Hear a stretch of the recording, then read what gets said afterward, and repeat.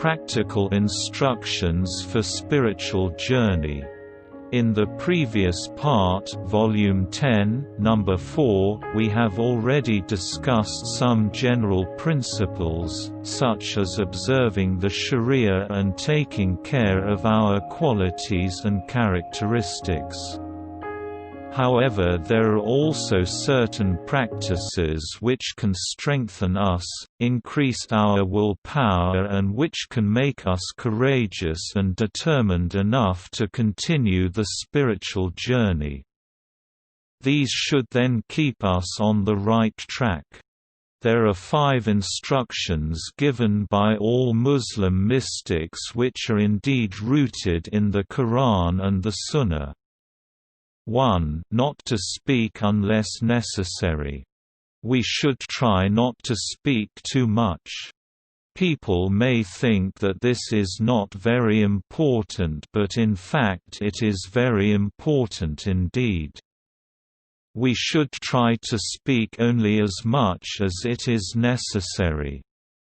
Unfortunately, there are many types of sins that are committed by people which are related to the tongue. Some scholars have counted up to 70 types of such sins. Once a person requested the Prophet Muhammad to give him some advice. The Prophet said, "Keep your tongue." Again the man requested for advice. The Prophet said, "Keep your tongue."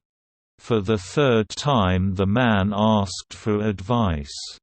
The Holy Prophet said, Is there anything other than what people collect with their tongues that causes to collapse on their faces in the fire?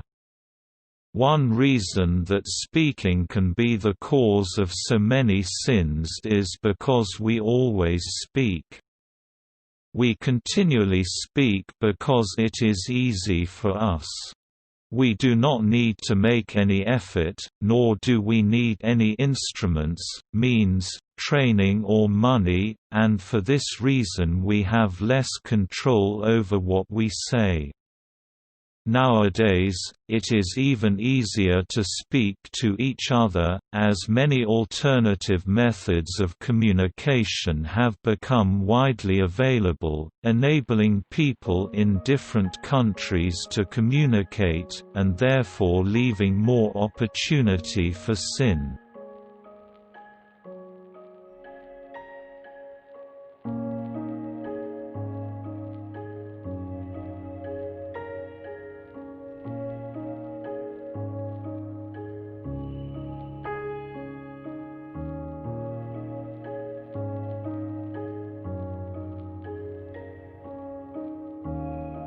In early Islam, some people used to put some sand in their mouths in order to make it more difficult to speak. If they had ever thought of something to say, they would have had to first remove the sand. By the time they thought about doing this, they thought about the need for speaking and about what they were going to say, and realized it was better not to speak. This reduced the amount of unnecessary talk. This is not what I advise to do, and I only relay this story to emphasize my point that it is necessary to control what we say.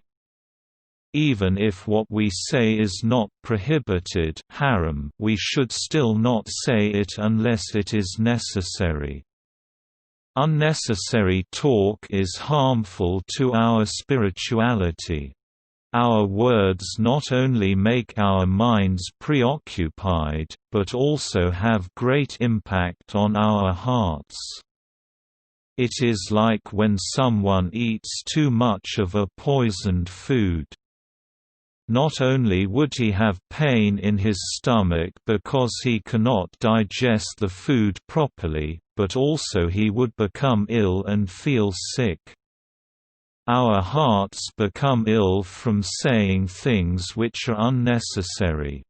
From a spiritual point of view, there is no single act or word, except that it either brings light or darkness. Unnecessary talk or speech is harmful and makes our heart dark. 2. We should take this very seriously as it is of utmost importance. If we can say something in 5 sentences rather than 10, then we should do this.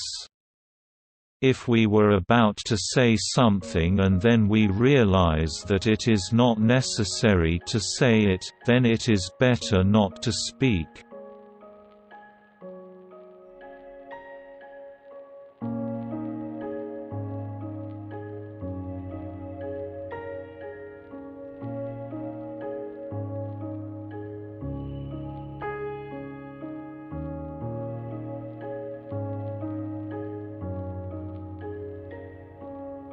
People may say that they have to sit with their parents, family or friends and that they must be sociable.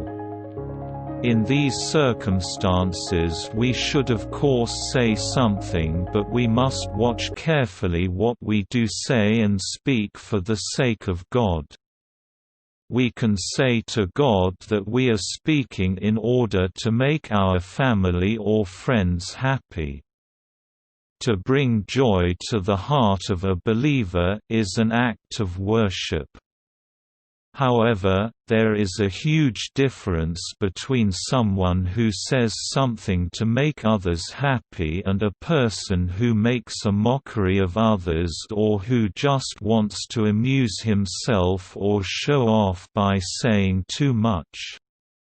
So, we should watch our words carefully. There is a very interesting hadith from the Holy Prophet which indicates that he told a group of his companions, "If it were not because of speaking too much and because of those bad thoughts which come to your heart, you would have been able to see what I see and hear what I hear." 3. This shows that, either we speak too much or we think about things which are not useful and therefore we cannot make any progress. It can be both easy and difficult not to speak. It can be easy because there is nothing to learn, there is nothing we have to buy and no special place is needed in order to implement this advice. We are not required to do anything. We are just told not to speak too much. So it seems that it is not difficult.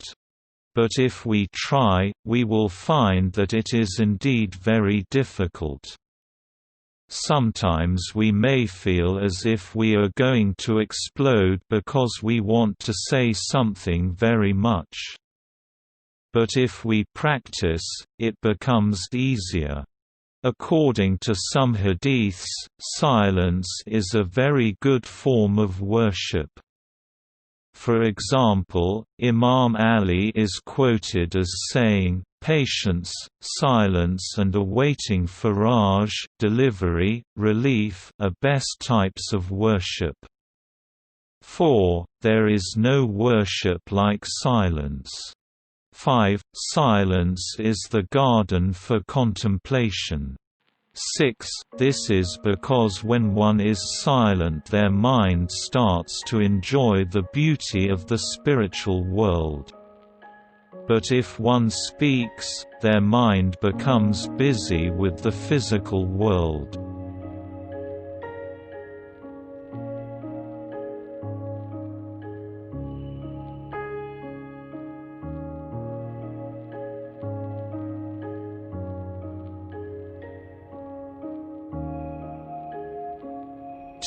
Not to eat more than necessary. In the same way as keeping silent, eating small portions affects the spirit in a powerful way, as it allows the spirit to grow. On the other hand, when we eat too much, even if our food is halal, it makes us busy and our spirit lazy. we will not be able to remain alert. In other words, what we eat is food for our body, but fasting is food for our soul. However, there is a dilemma here because we need to feed both our body and our soul as they both need food, and we must give each of them its due right. What should we do? We should eat only as much as is needed for our health, and in this way we can make sure that we have done justice to both our body and soul. Eating too much harms both our body and spirit. Fasting is very important and useful if we can do it, but even if we do not fast, we can achieve a great deal by simply reducing the amount of food we eat. One practical way of implementing this is shown to us by Alama Tabatabai. Sometimes we get busy when we eat and then we forget how much we have eaten. The late Alama was determined to put in his plate at the beginning of each meal exactly what he had wanted to eat, and then not touch anything else. There are many hadiths on the merits of fasting or eating little. For example, in his well-known advice to Unwan al-Basri, Imam Sadiq said, "As for the 3 pieces of advice on self-discipline, firstly, do not eat that which you have no appetite for this brings about idiocy and stupidity. Secondly, do not eat unless you are hungry. And thirdly, when you do eat, eat only that which is lawful halal, and begin in the name of Allah, and remember the tradition of the Prophet, man has never filled any vessel worse than his own stomach. So if you must fill, then allow 1/3 of it for food, another third for drink, and keep the last third for air."